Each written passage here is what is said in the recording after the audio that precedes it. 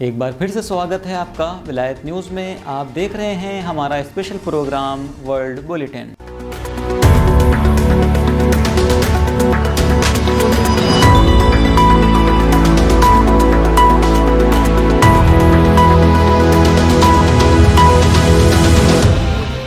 आज 25 दिसंबर हज़रत ईसा मसीह का जन्म दिवस आप सभी को बहुत बहुत मुबारक हो।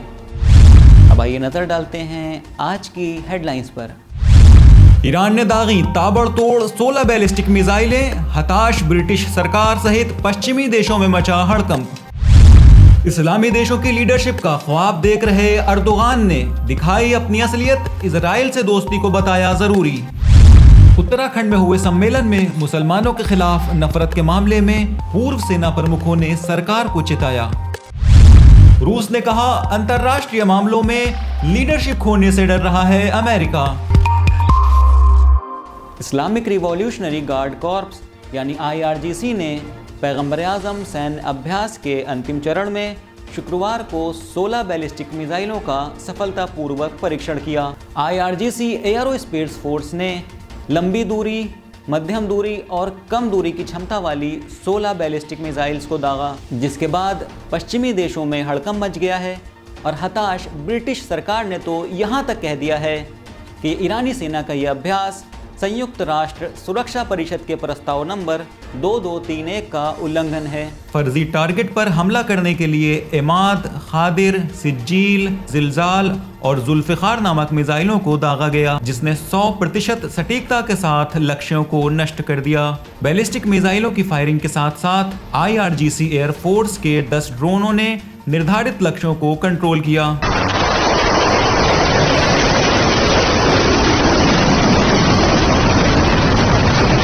पैगंबर आजम सैन्य अभ्यास का बड़ा मकसद दुश्मनों के एंटी मिसाइल सिस्टम को पार करने में सक्षम ईरानी मिसाइलों की क्षमता को दर्शाना था। ईरानी सशस्त्र बलों के chief of staff major general Mohammad Hussein Bagheri ने कहा कि इस्लामिक रिवॉल्यूशनरी गार्ड कॉर्प्स यानी IRGC का पैगंबर आजम सैन्य अभ्यास इजराइल की धमकियों के जवाब में आयोजित किया गया था, ताकि दुश्मन ये जान लें कि जरा सी भी गलती उनकी आखिरी गलती होगी। 16 बैलिस्टिक मिसाइलों के सफल परीक्षण ने यह साबित कर दिया है कि ईरानी मिसाइलें किसी भी एंटी मिसाइल डिफेंस सिस्टम को भेदने में सक्षम हैं। जनरल बाखरी ने यह भी कहा है कि ये सैन्य अभ्यास तो इस्लामिक रिपब्लिक ईरान की मिसाइल क्षमता का एक छोटा सा नमूना था। IRGC commander major general Hossein Salami ने भी कहा है कि सैन्य अभ्यास इजराइल द्वारा दी जा रही धमकियों के जवाब में था। जनरल सलामी ने चेतावनी देते हुए कहा है कि अगर दुश्मन जरा सी भी गलती करता है तो हम उसके हाथ काट देंगे। इस बीच पश्चिमी देशों और खासकर ब्रिटेन ने इस अभ्यास पर कड़ी प्रतिक्रिया व्यक्त की है। जवाब में ईरान ने भी पलटवार करते हुए ब्रिटिश सरकार को आंतरिक मामलों में दखल न देने की सलाह दी है। तुर्की के राष्ट्रपति रजब तैयब अर्दोगान, जो मुसलमानों को लुभाने के लिए अक्सर इजराइल के खिलाफ आक्रामक बयान देते रहते हैं, उन्होंने अपनी असलियत को दिखाते हुए इजराइल के साथ दोस्ती को जरूरी बताया है। आखिर ऐसा क्या हुआ है कि उनके सुर इतने बदल गए हैं और वो ऐसे बयानात दे रहे हैं? अर्दोगान ने राष्ट्रपति भवन में तुर्की और इस्लामिक देशों के यहूदियों के प्रतिनिधिमंडल से मुलाकात की। इस प्रतिनिधिमंडल के सदस्यों के स्वागत में राष्ट्रपति अर्दोगान ने कहा है कि तुर्की इजराइल का संबंध इस क्षेत्र में शांति और स्थिरता के लिए बेहद अहम है। अर्दोगान ने कहा कि हमें इस्लामोफोबिया, यहूदियों से नफरत और पश्चिमी देशों में विदेशियों के साथ भेदभाव को लेकर साथ आने की जरूरत है। हमें साथ मिलकर काम करने की जरूरत है ताकि मध्य पूर्व में शांति और स्थिरता को बढ़ावा दिया जा सके। अर्दोगान ने कहा कि फिलिस्तीन को लेकर इजराइल के साथ हमारे मतभेद हैं, लेकिन इकोनॉमी, व्यापार, पर्यटन और विज्ञान के क्षेत्र में हमारा संबंधों में विस्तार हो रहा है। शांति प्रक्रिया में इजराइल का रुख रचनात्मक है और इससे चीजों को सामान्य करने में मदद मिलेगी। इस साल की शुरुआत से ही अर्दोगान पश्चिम से रिश्ते ठीक करने की कोशिश कर रहे हैं, लेकिन कहा जाता है कि पश्चिम से रिश्ते ठीक करने से पहले तुर्की को इजराइल से संबंध ठीक करने होंगे। हाल ही में इजरायली प्रधानमंत्री नफ्ताली बेनेट को राष्ट्रपति अर्दोगान ने फोन किया था। सऊदी अरब और कुछ अरब देश पहले ही मुसलमानों की पीठ में खंजर घोंप चुके हैं और बाकी रही सही कसर तुर्की ने भी पूरी कर दी है। लेकिन सवाल ये है कि ऐसी सच्चाई के सामने आने के बाद अब मुसलमानों का रुख क्या होगा? और वो तुर्की के साथ कैसा रवैया अपनाएंगे। क्या मुसलमान ये समझ पाएंगे कि कौन उनका हमदर्द है और कौन सिर्फ उनको बेवकूफ़ बना रहा है, या हमेशा की तरह वो आपसी मतभेदों में ही उलझे रहेंगे। कट्टरवादी हिंदू नेता यति नरसिम्हानंद का एक वीडियो वायरल हुआ है जिसमें वो मुसलमानों के खिलाफ हिंसा की अपील कर रहे हैं और उनका कत्लेआम करने के लिए हथियार उठाने की वकालत कर रहे हैं। पिछले हफ्ते हरिद्वार में कट्टरपंथियों द्वारा 3 दिवसीय सम्मेलन का आयोजन किया गया और इसी में मुसलमानों के खिलाफ हिंसा की बात खुलेआम की गई। सोशल मीडिया पर यह वीडियो भारत के साथ साथ विदेशी सोशल मीडिया यूजर्स भी शेयर कर रहे हैं।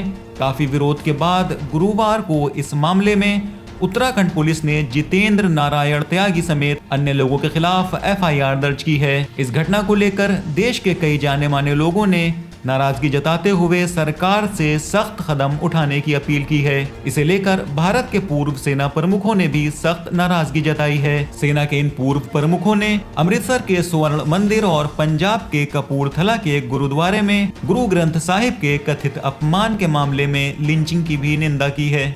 1971 के युद्ध के हीरो और पूर्व नौसेना प्रमुख एडमिरल अरुण प्रकाश ने ट्विटर पर वीडियो को शेयर करते हुए लिखा है, क्या हम सांप्रदायिक खून खराबा चाहते हैं? अरुण प्रकाश के इस ट्वीट से अटल बिहारी वाजपेयी सरकार के समय में हुई 1999 की कारगिल युद्ध जंग के दौरान भारतीय सेना के प्रमुख रहे जनरल वेद प्रकाश ने भी सहमति जताई है।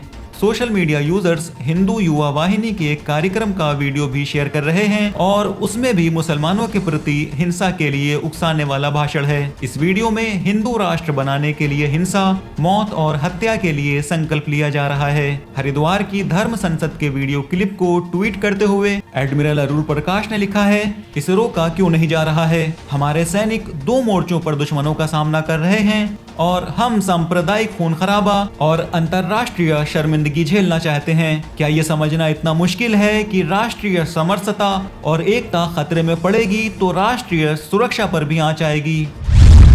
आइए अब रुख करते हैं रूस का। रूसी विदेश मंत्रालय की प्रवक्ता मारिया ज़खारोवा ने शुक्रवार को एक बयान में कहा है कि अमेरिका को अपने आप को सुपर पावर समझने की आदत हो गई है और अब वह दिन ब दिन गिरती अपनी साख की वजह से अंतर्राष्ट्रीय स्तर पर अपनी प्रमुख भूमिका के खोने के डर से बेचैन है।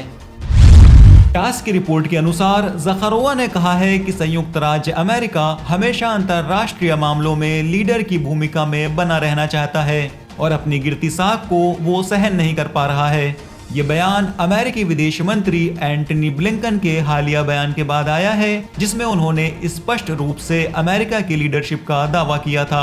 ज़खारोवा ने कहा कि अमेरिका को अब यह स्वीकार कर लेना चाहिए कि उसके पास अब लीडरशिप की सलाहियत नहीं बची है। उन्होंने कहा, अमेरिका जानबूझकर पिछले कई वर्षों से कुछ देशों के संयुक्त हितों को नुकसान पहुंचा रहा है और संयुक्त राष्ट्र के मेजबान के रूप में अपनी हैसियत का दुरुपयोग कर रहा है।